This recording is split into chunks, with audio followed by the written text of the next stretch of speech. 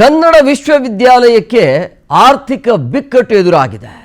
Current bill ಕಟ್ಟೋಕ್ಕೂ ಆಗದೇ ಇರುವಂತ ಪರಿಸ್ಥಿತಿಯಲ್ಲಿ ಈಗ ಕನ್ನಡ ವಿಶ್ವವಿದ್ಯಾಲಯ ಇದೆ. ನೋಡಿ ಹೆಂಗಿದೆ ಪರಿಸ್ಥಿತಿ ಅಂತ ಹೇಳಿ. ಕನ್ನಡ ವಿಶ್ವವಿದ್ಯಾಲಯಕ್ಕೆ ಎದುರಾಗ್ತಾ ಇರುವಂತ ಆರ್ಥಿಕ ಬಿಕ್ಕಟ್ಟು ಇದು. ಕರೆಂಟ್ ಬಿಲ್ ಕಟ್ಟೋಕ್ಕೂ ಕೂಡ ಆಗದೇ ಇರುವಂತ ಪರಿಸ್ಥಿತಿ, ಆ ಒಂದು ದುಸ್ಥಿತಿ ನಿರ್ಮಾಣ ಆಗ್ತಾ ಇರೋದು ಕನ್ನಡ ವಿಶ್ವವಿದ್ಯಾಲಯಕ್ಕೆ. ವಿಜಯನಗರ ಜಿಲ್ಲೆ ಹೊಸಪೇಟೆಯ ಕಮಲಾಪುರದಲ್ಲಿರುವಂತಹ ವಿಶ್ವವಿದ್ಯಾಲಯ ಅದು ಕನ್ನಡ ವಿಶ್ವವಿದ್ಯಾಲಯ. ಕಳೆದ 3 ತಿಂಗಳಿಂದ 12 ಲಕ್ಷಕ್ಕೂ ಹೆಚ್ಚು ವಿದ್ಯುತ್ ಬಿಲ್ ಬಾಕಿ ಇದೆ. ಸೊ ಕನ್ನಡ ವಿವಿಗೆ ಕರೆಂಟ್ ಕಟ್ ಮಾಡಿರುವಂಥದ್ದು ಜೆಸ್ಕಾಂ ಇಲಾಖಾ ಅಧಿಕಾರಿಗಳು. ಸೊ ಒಂದು ದಿನದ ಮಟ್ಟಿಗೆ ವಿವಿಯ ಕರೆಂಟ್ ಅನ್ನು ಕಟ್ ಮಾಡಿದ್ದಾರೆ ಜೆಸ್ಕಾಂ ಅಧಿಕಾರಿಗಳು. ಬಿಲ್ ಬಾಕಿ ಇದೆ, ನೀವು ಉಳಿದಿರುವಂಥ ಹಣವನ್ನು ಪೇ ಮಾಡಬೇಕು ಅಂತ ಹೇಳಿ. ಸೊ ಹಂಗಾಗಿ ಕರೆಂಟ್ ಕಟ್ ಮಾಡಿದ್ದಾರೆ. ಕರೆಂಟ್ ಕೊಟ್ಟಿಲ್ಲ ಅವರು. ಕಾರಣ 12 ಲಕ್ಷ ರೂಪಾಯಿ ಬಾಕಿ ಬಿಲ್ ಹಾಗೆ ಉಳಿಸಿಕೊಂಡಿರುವಂತಹ ಹಿನ್ನೆಲೆಯಲ್ಲಿ ಅಂದ್ರೆ ಎಂಥ ದುಸ್ಥಿತಿಗೆ ತಲುಪ್ತಾ ಇದೆ ವಿಶ್ವವಿದ್ಯಾಲಯಗಳು ಅನ್ನೋದು. ಆರ್ಥಿಕ ಬಿಕ್ಕಟ್ಟನ್ನು ಎದುರಿಸ್ತಾ ಇದೆ ಕನ್ನಡ ವಿಶ್ವವಿದ್ಯಾಲಯ. ಯಾಕೆ ಕಟ್ಟಿಲ್ಲ ಅನ್ನೋದು, ದುಡ್ಡಿಲ್ಲ, ಸೊ ಹಂಗಾಗಿ ಕಟ್ಟಿಲ್ಲ. ಕರೆಂಟ್ ಕಟ್ ಮಾಡಿದ್ದಕ್ಕೆ ವಿವಿ ಆಡಳಿತ ಅಧಿಕಾರಿಗಳು ರೊಚ್ಚಿಗೆದ್ದಿದ್ದಾರೆ. ಯಾವ ಕಾರಣಕ್ಕಾಗಿ?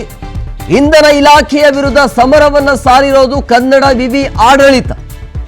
ಯಾಕೆ ಅಂತ ಹೇಳಿದ್ರೆ, ವಿವಿಯಿಂದ ಇಂಧನ ಇಲಾಖೆಗೆ ಜಮೀನನ್ನ ಕೊಟ್ಟಿರ್ತಾರೆ, ಹಂಗಾಗಿ ನಾವು ಕಟ್ಟೋದಿಲ್ಲ, ಈಗ ಆ ಜಮೀನನ್ನು ವಾಪಸ್ ಕೊಡಿ ಅನ್ನುವಂತ ಇವರ ಆಗ್ರಹ. ಈಗ 30 ವರ್ಷದ ಹಿಂದೆ ವಿವಿಯಿಂದ ಇಂಧನ ಇಲಾಖೆಗೆ 7 ಎಕರೆ ಜಮೀನನ್ನ ಕೊಟ್ಟಿರ್ತಾರೆ. ಜಮೀನು ವಾಪಸ್ ನೀಡಿ, ಇಲ್ಲ ಅಂತ ಹೇಳಿದ್ರೆ ವಿವಿಗೆ ವಿದ್ಯುತ್ ಬಿಲ್ ಅನ್ನ ಫ್ರೀ ಆಗಿ ಕೊಡಬೇಕು ಅನ್ನುವಂತ ಇವರ ಒತ್ತಾಯ. ಕರೆಂಟ್ ಕಟ್ ಮಾಡಿದ್ದಕ್ಕೆ ಕನ್ನಡ ವಿವಿ ಕುಲಪತಿ ಡಾಕ್ಟರ್ ಪರಮಶಿವಮೂರ್ತಿ ಅವರು ಬೇಸರವನ್ನ ಹೊರಹಾಕಿದ್ದಾರೆ. ಬಿಲ್ ಬಾಕಿಗಾಗಿ ಕರೆಂಟ್ನ ಪದೇ ಪದೇ ಕಟ್ ಮಾಡ್ತಾ ಇರೋದು ಸರಿಯಲ್ಲ, ಇದು ಒಳ್ಳೆಯ ಬೆಳವಣಿಗೆ ಅಲ್ಲ. ಸೊ ಹಂಗಾಗಿ ಇದರಿಂದ ಬೇಸರವನ್ನ ಹೊರಹಾಕಿದ್ದಾರೆ.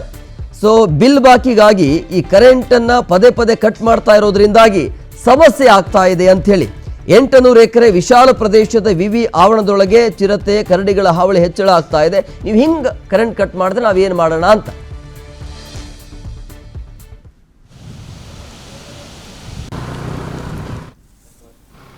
ಸುಮಾರು 15 ವರ್ಷದಿಂದ ಪುರಸಭೆ ತೆರಿಗೆಯನ್ನು ಕಟ್ಟಿರಲಿಲ್ಲ. 50 ಲಕ್ಷ ಬಾಕಿ ಇತ್ತು. ಪುರಸಭೆಯ ಅಧಿಕಾರಿಗಳು ಇಲ್ಲಿ ಪ್ರತಿ ವಾರ ಬಂದು ನಮ್ಮ ಬಾಕಿ ಕೊಡಿ, ನಮಗೆ ಮೇಲಿನ ಅಧಿಕಾರಿಗಳ ಒತ್ತಡ ಇದೆ ಅಂತ ಹೇಳ್ತಾ ಇದ್ರು. ಅದನ್ನು ನಾವು ಸುಮಾರು ಕಳೆದ ವರ್ಷ ಆ 50 ಲಕ್ಷ ರೂಪಾಯಿಯನ್ನು ಬೇರೆ ಬೇರೆ ಹಣವನ್ನು ಹೊಂಚಿ ಅದನ್ನು ನಾವು ತೀರಿಸಿದ್ದೇವೆ. ಈಗ 12 ಲಕ್ಷ ರೂಪಾಯಿ ತೆರಿಗೆಯನ್ನು ಕಳೆದ ವರ್ಷದಿಂದ ಮತ್ತೆ ನಾವು ಕಟ್ಟಬೇಕಾಗಿದೆ. ಇಲ್ಲ, ಇನ್ನೂ ನೋಟಿಸ್ ಏನು ಬಂದಿಲ್ಲ. ಅನುದಾನ ಬಂದ ನಂತರ ಏನಾದರೂ ಹೊಂದಾಣಿಕೆ ಮಾಡಿ ಕಟ್ತೀವಿ ಅಂತ ಹೇಳಿದ್ದೀವಿ, ಹೀಗಾಗಿ ತೆರಳಿದ್ದಾರೆ. ಆಮೇಲೆ ಕಳೆದ ವಾರ ವಿದ್ಯುತ್ ಇಲಾಖೆಯವರು ಬಂದು ನಾವು 3 ತಿಂಗಳು ವಿದ್ಯುತ್ ಕಟ್ಟಿಲ್ಲ ಬಿಲ್ಲನ್ನು ಅಂತ ಹೇಳಿ ವಿದ್ಯುತ್ತನ್ನು ಕಡಿತಗೊಳಿಸಿದರು. ಆಮೇಲೆ ಈಗ ಮೊನ್ನೆ ಇಲ್ಲಿ ಇಂಧನ ಸಚಿವರು ಶ್ರೀಯುತ ಜಾರ್ಜ್ ಅವರು ಬಂದಾಗ ಅವರ ಗಮನಕ್ಕೆ ತಂದಿದ್ದೀವಿ. ಅವರು ತಕ್ಷಣ ಅಲ್ಲೇ ಇದ್ದಂಥ ಹಿರಿಯ ಅಧಿಕಾರಿಗಳನ್ನು ಕರೆದು ಇವರ ಸಮಸ್ಯೆಯನ್ನು ಬಗೆಹರಿಸಿ ಅನ್ನುವಂಥ ಒಂದು ನಿರ್ದೇಶನವನ್ನು ಕೊಟ್ಟಿದ್ದಾರೆ.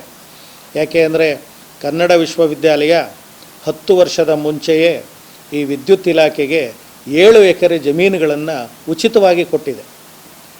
ಆಗ ಹಾಕಿದಂಥ ಒಂದು ಕಂಡೀಷನ್ ಏನು ಅಂದರೆ ವಿದ್ಯುತ್ ಇಲಾಖೆಗೆ ನಿರಂತರವಾದಂಥ ವಿದ್ಯುತ್ತನ್ನು ಸರಬರಾಜು ಮಾಡಬೇಕು ವಿಶ್ವವಿದ್ಯಾಲಯಕ್ಕೆ ಅಂತ ಹೇಳಿ ಒಂದು ನಿಯಮವನ್ನು ಹಾಕಿ ಕೊಟ್ಟಿತ್ತು.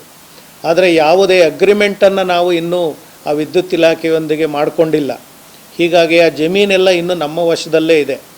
ನಾವು ಈಗ ಸರ್ಕಾರಕ್ಕೆ ಮತ್ತು ಆ ಇಂಧನ ಇಲಾಖೆ ಸಚಿವರಿಗೆ ಮತ್ತು ಆ ಇಲಾಖೆ ಅಧಿಕಾರಿಗಳಿಗೆ ಏನು ಮನವಿ ಮಾಡಿಕೊಳ್ಳೋದು ಅಂದರೆ, ಆ 7 ಎಕರೆ ಜಮೀನಿಗೆ ನಮಗೆ ತಿಂಗಳಿಗೆ ಕನಿಷ್ಠ 1 ಎಕರೆಗೆ 50,000 ರೂಪಾಯಿ ಆದರೂ ನಮಗೆ ನೀವು ಬಾಡಿಗೆ ಅಂತ ಕೊಟ್ಟರೆ ಆ ವಿದ್ಯುತ್ ಬಿಲ್ಲನ್ನು ಕಟ್ಟೋದಕ್ಕೆ ಕನ್ನಡ ವಿಶ್ವವಿದ್ಯಾಲಯ ಸಬಲ ಆಗುತ್ತೆ. ಅಥವಾ ಅವರು ನಮಗೆ ಬಾಡಿಗೆ ಕೊಡೋದು ಬೇಡ, ಕನ್ನಡ ವಿಶ್ವವಿದ್ಯಾಲಯ ಬಳಸೋವಂಥ ವಿದ್ಯುತ್ ಬಿಲ್ ಏನು ಬರ್ತದೆ ಅದನ್ನು ಮನ್ನಾ ಮಾಡಿದ್ರೂ ಸಾಕು. ಹಾಗಾದರೂ ಕೂಡ ತೊಂದರೆ ಇಲ್ಲ. ಯಾಕೆಂದರೆ ಇವತ್ತು ಈ ವಿಶ್ವವಿದ್ಯಾಲಯದ ಈ ಜಾಗ ಬಹಳ ದುಬಾರಿಯಾದಂಥ ಜಾಗ. ಅಂಥದ್ರಲ್ಲೂ ನಾವು 7 ಎಕರೆ ಜಮೀನನ್ನು ವಿದ್ಯುತ್ ಇಲಾಖೆಗೆ ಕೊಟ್ಟಿದ್ದೇವೆ.